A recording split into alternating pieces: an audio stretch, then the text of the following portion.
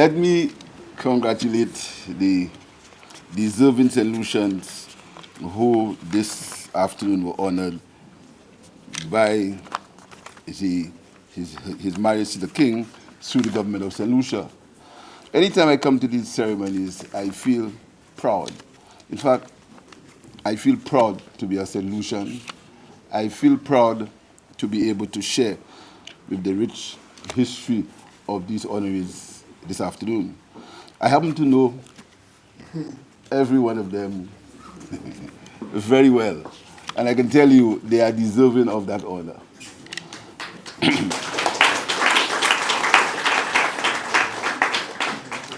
I want to start with Mrs. Zephyrin.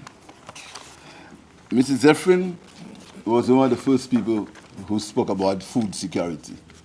When I was the Minister of Commerce, Mrs. Zephyrin almost fought with me to get farmers to plant pepper and to get involved in agriculture for Viking industries. I've never seen a lady so committed to the business of agriculture and agro-processing like Mrs. Zephyrin.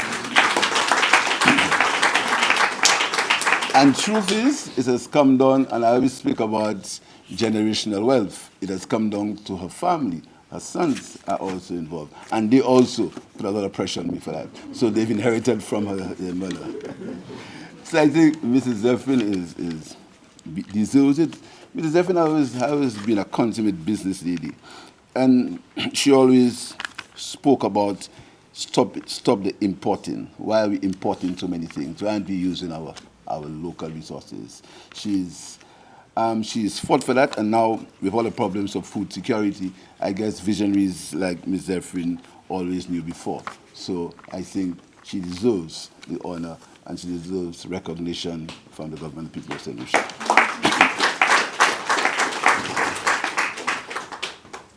Archbishop Mazer, I was speaking to him up to, and by the way, I want to really express my condolences also to the clergy on the death of Cardinal Felix. And I was speaking to Archbishop Mazer on Thursday, and in fact, I really am saddened that I did not go to see the Cardinal, because we were speaking about it in the morning, and somebody called and said that the Cardinal was getting very low.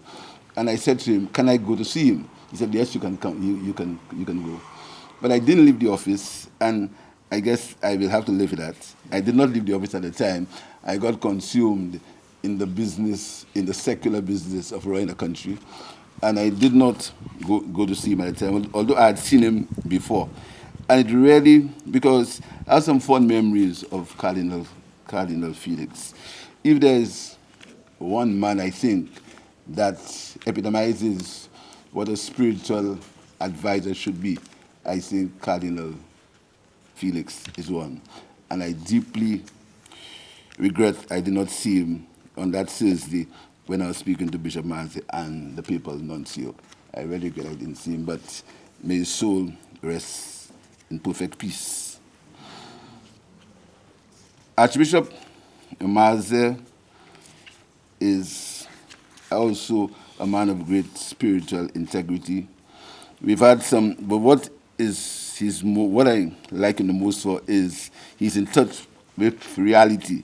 He understands the world, he understands the role of the church, the role of Christianity, and I'm sure his spiritual leadership will lead St. Lucia to higher heights.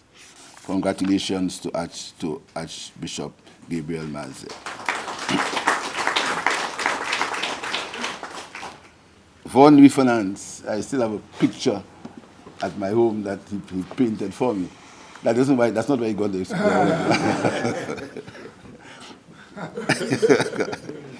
And in fact, I didn't see that written there. Louis Finance is also a painter, an artist, right? And he's done many things. He's done many, many things. And I was surprised to hear he was a principal at 19. Principal of the Academy School. So I was saying to the speaker, if it's a principal at 19, and he reminded me that people used to do that, used to become teachers and principals at a rather early age. But for him to do it at 19 is a feat that I think CEO will be able to follow. And the variety of his services, serving on several boards, and in our business, when you can serve on so many boards, you have to have something to offer. And Mr. Finance has done that. And I think he should share his experiences now with younger people, and younger people should learn from gentlemen of that nature. So I think, Mr. Louis Finance, I want to thank you for your service and also tell you to share that experience with the young people of St. Lucia. Thank you very much.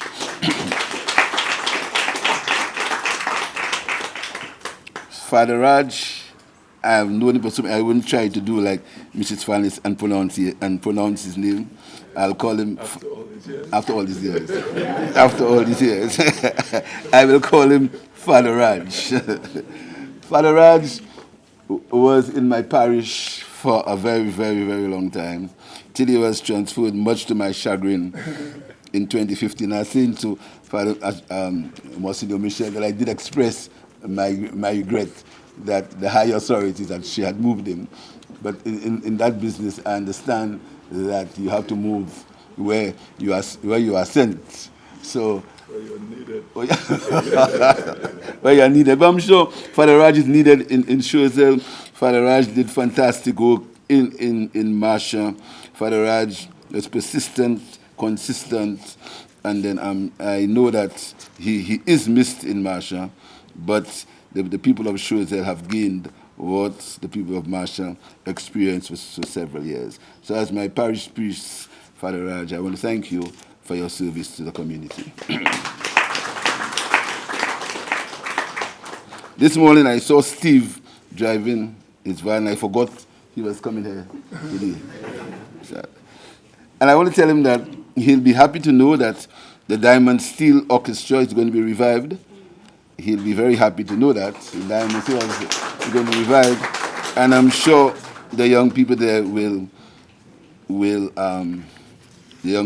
call on him to assist them as the orchestra is being revived. Again, very simple people. Steve, very simple, unassuming, but powerful.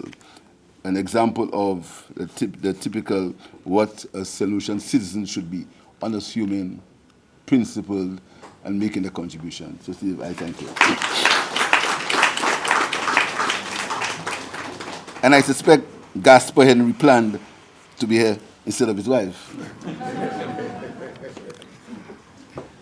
Feed the poor. Feed the Poor ministry. Gaspar Henry and his wife dedicated to ensure that people get a meal at least once a day, doing that on his own till some other folks decided to join him. Again, very unassuming, doing what they have to do to assist their fellow men. Mr. Henry, I want you to thank your wife and tell her that I hope you did not plan for her not to be here, but tell her that we are very happy at what she's doing and hope she can continue in the distant future.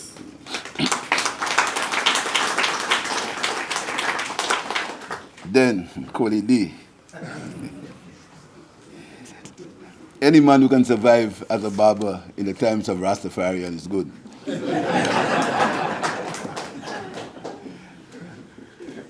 But Kolide has survived. Again, unassuming, regular. You know, St. Lucia has many unsung heroes.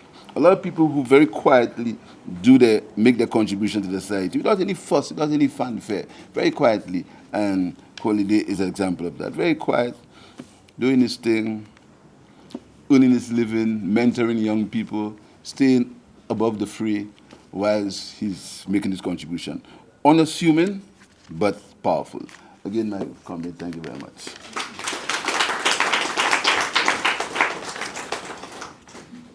And Mr. Phil Jens, I will say you between 85 and 86, right? Because you vehemently protested when they said you were 83. In the days when people don't want to walk from a car park to Bridge Street, this guy walks around the island. So you can imagine. And if you look at his posture, if you look at the way he looks, you can see this is a gentleman who takes care of his body, and also takes care of his body, and you can see it. I think walking against crime is not only walking against crime is a very powerful message, but I think walking generally is both a healthy thing that people should do and people should try to do, because you hear about all these diseases, them NCDs, where people have all kinds of problems, and most of it comes from lack of exercise. Most of it comes, and that is an example of and to walk around St. Lucia, you must have, and to do it for so many years, and to continue doing it up to the year 2023, which is last year. That means he was between 84 and 85, right, sir? In May this year, I was 85. Wow. So that means he did it at 84. I don't know if I can walk down the mall now. So, Chief, you are an inspiration. You are an inspiration to all of us. So, let's... Oh, my partner. Barry, by the way, the air conditioning in the government is not working. The one in my office in particular is not working. And I know you won't want to put it, that's why they're working.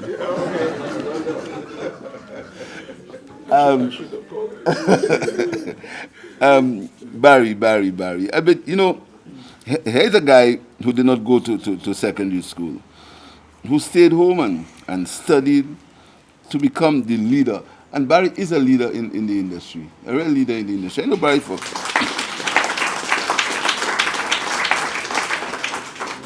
And he did not get up. But what made him do it is hard work, dedication, understanding, putting his head to the task. And if you can do these major infrastructural complexes, it shows that you're world class, you're global class. And then I hope that you can pass on that talent. You see, that talent, if it's not passed on, it's useless. You have to pass it on. We have to pass it on. Your son is there. Exactly. We have to pass it on. You have to pass it on. So Barry, I know you've worked very hard, and I have. Let me tell you something about Barry that he might not want you to know. Barry refuses to ask you for his money. Seriously, I can tell you, because I probably did some work for you when I used to make money. I think I worked for both for you and for phone, right? When I used to, before I put myself in the business I'm in now.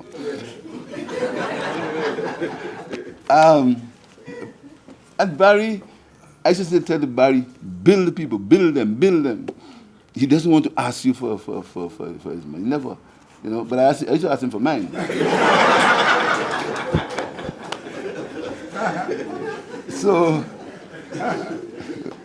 Barry, I hope that that most people paid you. So, yeah. So, congratulations everyone, and do have a good evening. Let's celebrate and let's